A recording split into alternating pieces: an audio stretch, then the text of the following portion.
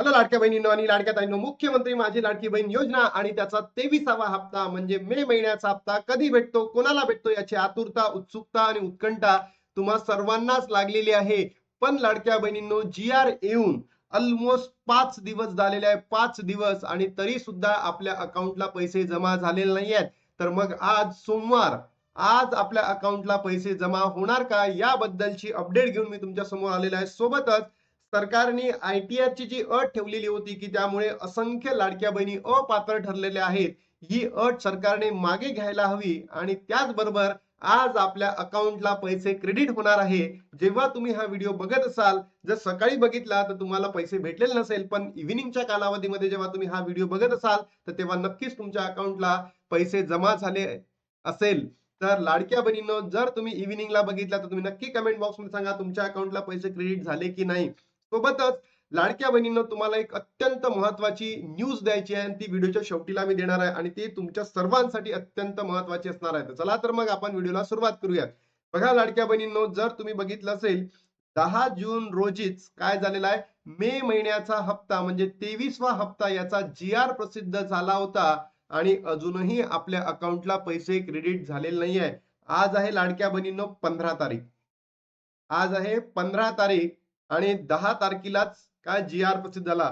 म्हणजे जी-आर येऊन ऑलमोस्ट 5 दिवस होऊन गेलेले आहेत, तरी सुद्धा आपल्या अकाउंटला पैसे जमा झालेले नाही आहेत.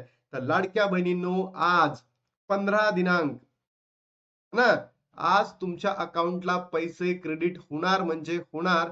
अशी एक ऑथेंटिक इन्फॉर्मेशन मी त्या दिवशी तुम्हाला सांगितलं होतं की पैसे जमा होणार आहेत. पण टेक्निकल अडीअडचणीमुळे शुक्रवारी पैसे तुमच्या अकाउंटला जमा झालेले नव्हते. पण आज कोणत्याही प्रकारचा टेक्निकल अडचण येणार नाहीये, तांत्रिक तुटी येणार नाहीये आणि तुमच्या अकाउंटला आज इव्हिनिंगच्या कालावधीमध्ये म्हणजे संध्याकाळला तुमच्या अकाउंटला पैसे जमा होऊ शकतात. आता जेव्हा तुम्ही हा व्हिडिओ बघत असाल तेव्हा तुमच्या अकाउंटला पैसे जमा झालेले नसतील, पण इव्हिनिंगच्या कालावधीमध्ये 4, 5, 6 या कालावधीमध्ये तुमच्या अकाउंटला पैसे क्रेडिट झालेले असतील. आज 15 तारीख, 16 आणि 17 या 3 दिवसांमध्ये तुमच्या अकाउंटला पैसे जमा झालेले असतील. सोबतच सरकारने हे सगळी प्रक्रिया ज्या दिवशी जी-आर आला तिथून 1 ते 2 दिवसानंतर करावी.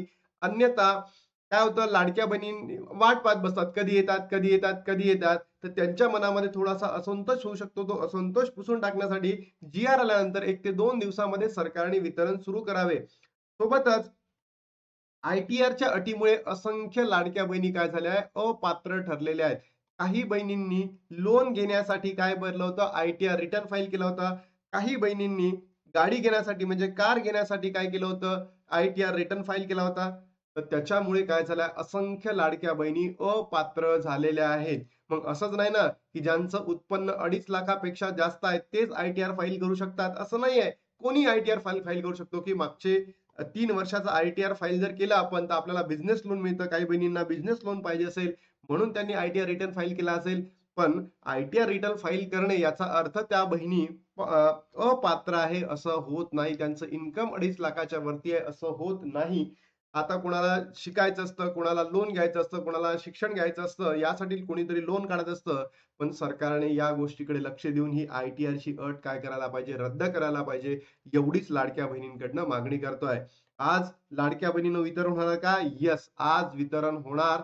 इव्हिनिंगच्या कालावधीपर्यंत तुमच्या अकाउंटला पैसे जमा होणार.